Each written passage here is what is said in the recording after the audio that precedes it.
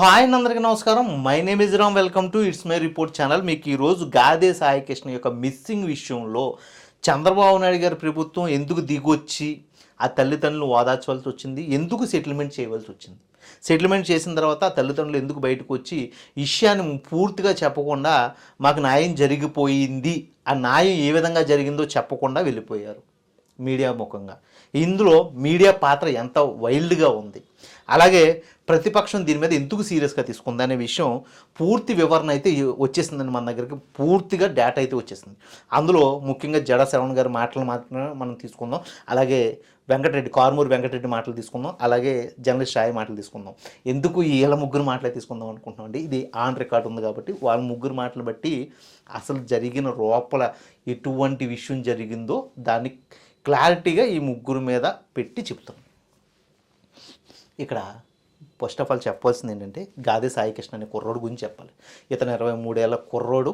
ఇతను కృష్ణలంక చెందిన ఒక కాపు సామాజిక వర్గానికి చెందిన వ్యక్తి. ఎందుకంటే అక్కడికి కాపులు ఎక్కువగా ఉంటారు. ఎందుకంటే కృష్ణలంక, పడమట్లంక, విజయవాడ ప్రాంతంలో ఎక్కడైనా సరే వంగవీటి రంగా గారి యొక్క అనుచరులు కానీ అతని సామాజిక వర్గం కానీ ఎక్కువగా ఉంటారు.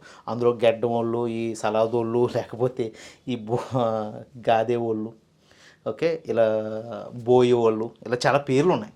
ఓకే, వీళ్ళందరూ కూడా అక్కడ ఎక్కువగా ఉంటారు. సో ఇక్కడ ఈ కుర్రోడు తండ్రి అయితే మాత్రం ఎప్పుడో చనిపోయాడంట. తల్లి యొక్క పాలనలో అయితే పెరుగుతున్నాడు. మామయ్యలు కూడా చాలా గట్టి సపోర్ట్ ఉంది. మామయ్యలు అందరూ కూడా జనసేనకు సపోర్ట్ ఇస్తారు. ఎందుకంటే వాళ్ళు కాపు సామాజిక వర్గం చెందిన వాళ్ళు కాబట్టి ఆ క్యాష్ కార్డు ఎక్కువ జనసేనకి వాళ్ళు ఇచ్చేస్తుంటారు. ఇక్కడ తల్లి మాటను మాత్రం కొడుకు 15 ఏళ్ళ నుంచి పట్టించుకోవడం మానేశాడు. కొడుక్కి ఈ సెటిల్మెంట్లు, దందాలు, లేకపోతే పెద్ద పెద్దోళ్ళ దగ్గర తిరగడం మొదలైంది. తర్వాత మందు, గంజాయి, పొందు అన్నీ అలవాట్లు పడ్డాయి. తల్లి మాట తన దగ్గర తీసుకోలేదు. సో తల్లి యొక్క విధానాలకి కొడుకు చాలా దూరం అయిపోయాడు. సో ఇక్కడ ఈ కుర్రోడు పేరు ఎలియాస్ పిల్లసాయి. ఎందుకంటే ఎవరైనా ఏదైనా సెటిల్మెంట్లో ఈ కుర్రోని ఎందుకు ఎక్కువగా కూర్చోబెడతారంటే, ఈ కుర్రోడు అప్పటికి మైనర్ కాబట్టి మైనర్తో మర్డర్ చేయించైనా సరే, మేము ఏదో మాస్టర్ సినిమాలో చూపిస్తారు కదా, విజయ్ సేతుపతి మైనర్తో మర్డర్ చేస్తారు, ఆ విధంగా ఈ కుర్రోని అడ్డం పెట్టుకుని సెటిల్మెంట్లు అయితే చేసుకుంటూ ఉంటారు. ఎందుకంటే విజయవాడ అనేది ఇప్పుడు రాజధానికి చాలా దగ్గరగా ఉంది. ఇప్పుడు ఆ స్థలాలన్నీ కూడా సెటిల్మెంట్లోనే ఎక్కువగా సేల్ అవుతున్నాయి అనే విషయం అయితే ఈ కుర్రోడు యొక్క మిస్సింగ్ విషయంలో బయటకు వచ్చేసింది. ఇక్కడ టీడీపీ గవర్నమెంట్ ఇప్పుడు అధికారంలో ఉంది. అందులోనూ ఈ కృష్ణలంక చెందిన ఎమ్మెల్యే ఎవరైతే ఉన్నారో, ఈస్ట్ విజయవాడ ఎమ్మెల్యే గద్దె రామ్మోహన్ గారు, ఈ విషయంలో అయితే ఎక్కడ తలదోచలేదు అనాలా, లేకపోతే మిస్ అయ్యాడు అనాలా. గాదే సాయికృష్ణతో పాటు గద్దె రామ్మోహన్ గారు కూడా ఈ విషయంలో మిస్ అయ్యారు. ఓకే, ఎందుకంటే ఆయన ఎక్కడ కూడా ఆ తల్లిదండ్రులను కానీ లేకపోతే ఆ ఫ్యామిలీని కానీ ఓదార్స్తున్న విషయంలో లేడు. అంటే ఈ సెటిల్మెంట్ విషయంలో అతని పేరు కూడా ఎక్కువగా వినిపిస్తుంది. ఇది మీకు చెప్పవలసిన విషయం. అయితే ఇక్కడ ఈ కుర్రోడి మీద దాదాపు 20 కేసులు ఉన్నాయి అంటున్నారు. 23 ఏజ్ అతనికి, ఇప్పుడు 23 ఏళ్ళు ఉన్నాయి. అందులో 8 కేసులు కొట్టేశారు. ఇప్పుడు 2 కేసులు ఉన్నాయి. అది పోక్సో కేసు అండ్ ఒక మర్డర్ కేసు మీద ఉన్నాయి. అయితే ఈ 2 కేసులు ఎందుకు ఉన్నాయి అంటే, ఈ పోక్సో కేసు తన పర్సనల్ది, మర్డర్ కేసు కూడా తన ఫ్రెండ్స్ది. కానీ ఆ 8 కేసులు ఏదైతే ఉన్నాయో అవన్నీ సెటిల్మెంట్కి దగ్గరగా ఉన్న కేసులు కాబట్టి సెటిల్మెంట్లో ఆ కేసులన్నీ కొట్టేశారు. ఎందుకంటే పెద్ద పెద్ద వాళ్ళు ఇన్వాల్వ్మెంట్ ఉంది. ఇప్పుడు ఈ విషయంలో కూడా ఈ కుర్రోడి మీద కేసులు కొట్టేయడానికే ఉంది.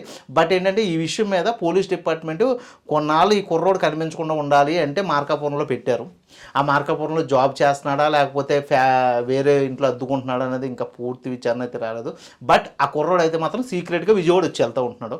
ఆ తల్లికి అయితే ఫోన్ చేసుకుంటాడు ఆ కుర్రోడు. ఇది అక్కడ ఉన్న వెర్షన్. అయితే ఇక్కడ జరిగింది ఏంటి అంటే, జడా శ్రవణ్ కుమార్ గారు అండ్ జర్నలిస్ట్ సాయి గారు చెప్పిన విధానంలో ఇక్కడ జరిగింది ఏంటంటే, ఇక్కడ ఒక సెటిల్మెంట్ దందా జరుగుతుంది. ఆ సెటిల్మెంట్ దందాలో సిపి రాజశేఖర్ గారి ఇన్వాల్వ్మెంట్ ఉంది. సిపి రాజశేఖర్ గారి ఇన్వాల్వ్మెంట్లో చాలా పెద్దోళ్ళ సెటిల్మెంట్ ఉంది. అందులో టీడీపీకి సంబంధించిన సెటిల్మెంటే ఉంది. అందులో జనసేనకు సంబంధించిన కొంతమంది వ్యక్తులు ఎవరైతే ఉన్నారో వాళ్ళు ఈ సిపి నాగరాజు గారితో మింగిల్ అయి ఉన్నారు. ఈ సిఏ నాగరాజు గారితో మింగిల్ అయి ఉన్నారు. అలాగే ఈ సిపి రాజశేఖర్ ఎవరైతే ఉన్నాడో, ఒరే ఇప్పుడు ఆ సెటిల్మెంట్కి ఆ కుర్రోళ్ళు రాకూడదు, ఆ కుర్రోళ్ళని మీరు కంట్రోల్ చేయండి అంటే సిఏ నాగరాజు గారు కృష్ణలంక సిఏ గారికి అయితే ఈ ఇష్యూని అప్పచెప్పడంతో ఈ సిఏ నాగరాజు గారు ఆ కుర్రోడు యొక్క ఫోన్ ట్రాక్ చేయడం, ఆ తర్వాత కుర్రోడు విజయవాడ సిటీలో ఉన్నాడని తెలిసి, విజయవాడ సిటీలో ఒక లాడ్జ్లో ఉన్నాడని తెలిసి ఇమీడియట్గా లాడ్జ్లోకి వెళ్ళి అటాక్ చేసి ఆ కుర్రను తీసుకొచ్చి నువ్వు ఆ సెటిల్మెంట్కి వెళ్ళకూడదు అని చాలా గట్టిగా వాదిస్తే, మీరెవరు చెప్పడానికి, నా వెనకాల చాలా పెద్ద వాళ్ళు ఉన్నారని ఆ కుర్రోడు వాదించడం, అదంతా కూడా అక్కడ ఉన్న మిగతా క్రిమినల్స్ కుర్రోళ్ళు చూడడం జరిగిందంట. అప్పుడే గోర్లు తీసేయడం, కొంచెం పైశాచికంగా అతన్ని కొట్టడం ఇది జరిగిందంట. సో ఆ కుర్రోడైతే మాత్రం మాట వినలేదు. సో అతన్ని ఎక్కువగా పొట్టలోనూ డొక్కల్లోనూ తన్నితే అతని కిడ్నీలు డ్యామేజ్ అయిపోయే పరిస్థితికి వచ్చిందంట. అంటే టాయిలెట్ కూడా పోయలేని పరిస్థితిలోకి వచ్చేసాడు. సో అప్పుడు కానిస్టేబుల్స్ ఎవరైతే ఉన్నారో ఆ కానిస్టేబుల్స్ని ఇద్దరిని పెట్టి ఆ కుర్రోని అయితే మాత్రం ఈ రమేష్ హాస్పిటల్స్ పక్కన ఉన్న ఒక ప్రైవేట్ హాస్పిటల్కి అయితే పంపిస్తే వాళ్ళు జాయిన్ చేసుకోము. ఆ కుర్రోడు అయితే మాత్రం ఎక్కువ రోజులు బతకడం అని చెప్తే అక్కడ ఒక గవర్నమెంట్ హాస్పిటల్లో జాయిన్ చేస్తే 2 రోజుల మించి ఆ కుర్రోడు బతకడం కష్టం అన్నప్పుడు ఆ కుర్రోడు అక్కడే చనిపోయింది. ఆ కుర్రోడు చనిపోతే ఆ బాడీని తీసుకుని వాళ్ళు ఏం చేశారంటే, ఇప్పుడు ఇది రేపు పొద్దున అలరావకుండా ఉండాలి అంటే, ఎందుకంటే ఆ కుర్రోడికి తల్లి సపోర్ట్ కూడా లేదు, ఫ్యామిలీ సపోర్ట్ కూడా లేదు. ఎందుకంటే వాళ్ళు వదిలేసామని చెప్తున్నారు. ఎందుకంటే ఆ కుర్రోడి యొక్క సెటిల్మెంట్ దందాల్లో తిరుగుతున్నాడు అనేసి ఆ ఇష్యూల వల్ల తన ఫ్యామిలీ ఎఫెక్ట్ అవుతుంది. తన తల్లి ఆ మావయ్యలు కూడా కొంచెం దూరం పెట్టారు ఆ విషయంలో. సో ఆ కుర్రోడిది అయితే మాత్రం అక్కడ వెర్షన్లో ఖచ్చితంగా తప్పు ఉంది.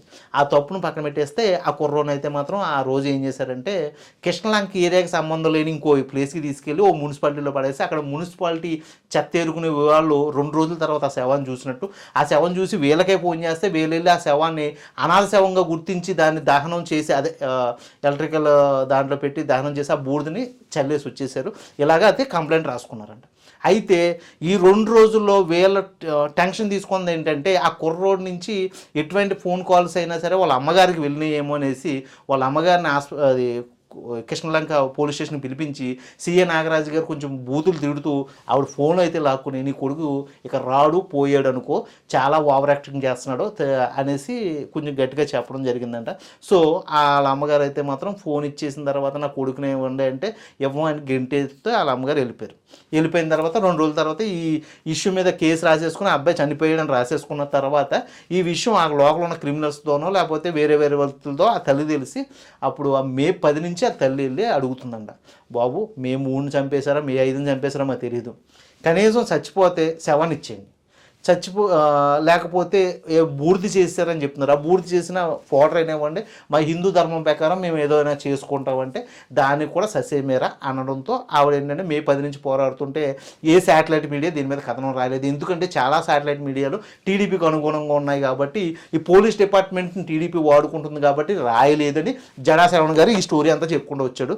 సో అందువల్ల ఏంటంటే సోషల్ మీడియా గట్టిగా తీసుకునే విషయం మీద ఫోకస్ చేసి మొదలు పెడితే అసలు ఆ కుర్రోడు చావు వెనకాల ఉన్న పెద్ద సెటిల్మెంట్ విషయాలు బయటకు వస్తున్నాయి. ఆ సెటిల్మెంట్లో ఎంత పెద్ద పెద్ద బడాబాబులు కూర్చున్నారు, ఇందులో సిపి రాజశేఖర్ గారి పాత్ర ఏంటి అని ఈరోజు జడా శ్రవణ్ గారు కానీ లేకపోతే జర్నలిస్ట్ అయ్య గారి యొక్క ఇంకో రకమైన మాటలు కానీ లేకపోతే కాల్మూరు వెంకటరెడ్డి గారి యొక్క మాటలు కానీ కనిపిస్తున్నాయి.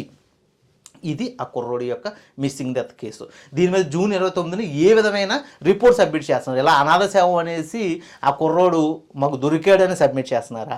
కృష్ణలంక ఏరియాకి సంబంధం లేకుండా వేరే చోట పడిపోతే ఆ బాడీ మీరెందుకు హ్యాండ్ ఓవర్ చేసుకున్నారని రాస్తారా? మరి ఏదో మాకు తెలియదు కానండి. ఇక్కడ విషయానికి వస్తే ఆ తర్వాత ఈ న్యూస్ బాగా ఫోకస్ అయ్యి వైరల్ అయిపోయిన తర్వాత దీని మీద ఎస్పీని ఒకరిని స్పెషల్ ఇన్వెస్టిగేషన్ ఆఫీసర్గా వేశారు. ఈ ఎస్పీ ఎవరంటే రాజమండ్రికి సంబంధించిన కిషోర్ బాబు.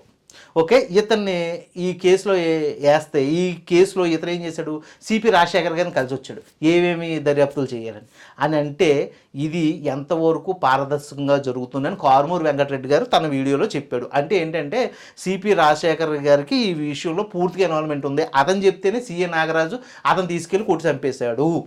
ఓకే, సిఏ నాగరాజు గారి మీద ఇప్పుడు జర్నలిస్ట్ నాయక్ గారు ఏమి వెర్షన్ చెప్తున్నాడంటే, పూర్తిగా ఈ సిఏ నాగరాజు గారి మీద కేసు తోసేసి పోలీస్ డిపార్ట్మెంట్ సైడ్ అయిపోవడానికి ట్రై చేస్తుంది.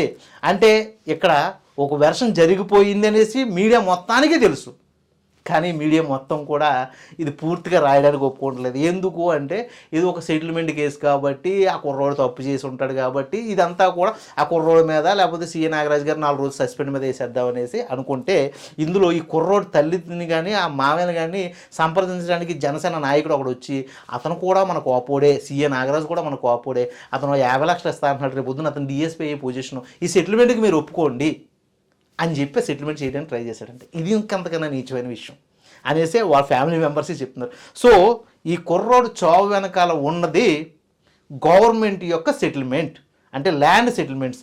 అందుకనే ఈరోజు చంద్రబాబు నాయుడు గారు దీని మీద ఆ ఫ్యామిలీని పిలిచి సెటిల్మెంట్ చేసి ఇంకేం మాట్లాడకండి, ఇది మీడియా ముందుకు మీరు వెళ్ళి ఓకే, మేము ఎంతో ఒకంత మరి ఏం సెటిల్మెంట్ చేశారో తెలియదు, కానీ మీడియా ముందుకు మీరు వెళ్ళి సెటిల్మెంట్ అయిపోయింది, న్యాయం చేసేసాడు చంద్రబాబు నాయుడు గారు. న్యాయం చేసేసాడంటే సీఏ నాగరాజు గారిని సస్పెండ్ చేయలేదు, డిస్మిస్ చేయలేదు. అలాగే ఈ ఇష్యూ మీద పూర్తిగా ఎందుకు ఏం జరిగిందనేది బయట పెట్టాల, కానీ న్యాయం చేసేసాడని ఆ కుర్రోడు తల్లి కానీ ఆ మామయ్యలు కానీ చెప్తూ వాళ్ళు వెళ్ళిపోయారు. మీడియా కూడా ఇదే రాస్తుంది, కానీ శాటిలైట్ మీడియా, సోషల్ మీడియా కాదు, శాటిలైట్ మీడియా ఇదే రాస్తుంది, కానీ పూర్తిగా ఈ విషయాన్ని అయితే మాత్రం బయట పెట్టలేదు. ఎంతసేపు ఆ కుర్రోడి యొక్క అల్లరి చేష్టలు, లేకపోతే ఆ కుర్రోడి యొక్క పోక్సో మర్డర్ కేసులు ఈ మాత్రమే చూపిస్తుంది, కానీ కుర్రోడి చావు వెనకాల ఉన్న అసలు రహస్యం ఇది అని ఇప్పుడు జడా శ్రావణ్ గారు కానీ, లేకపోతే కారుమూరి వెంకటరెడ్డి గారు కానీ, జర్నలిస్ట్ సాయి గారి యొక్క మాటల్లో అయితే పూర్తి వివరణ వచ్చేస్తుంది. మరి దీని మీద కృష్ణలంక జనం కానీ, లేకపోతే ఈ ఫాలోవర్స్, ఇప్పుడు నా వీడియో చూస్తున్న ఫాలోవర్స్ ఏమనుకుంటున్నారో మీ యొక్క కామెంట్ రూపంలో తెలియజేయవలసిందిగా కోరుతున్నాను. మరి ఈ విషయం మీద ఇక్కడతో ఈ ఇష్యూ చల్లారిపోతుందా, లేకపోతే ఈ విషయాన్ని ఇంకా లేపి ఖచ్చితంగా దీని వెనకాల ఉన్న తప్పులు ఒప్పులు బయటపెట్టి ఇది గవర్నమెంట్కి ఖచ్చితంగా ఈ విషయం మీద గవర్నమెంట్ స్పందించి ఖచ్చితంగా నిజాలు బయట పెట్టగలుగుతుందా అనే దాని మీద మీరు ఏమనుకుంటున్నారు చెప్పాలని కోరుకుంటూ సబ్స్క్రైబ్ చేయండి. Sign out.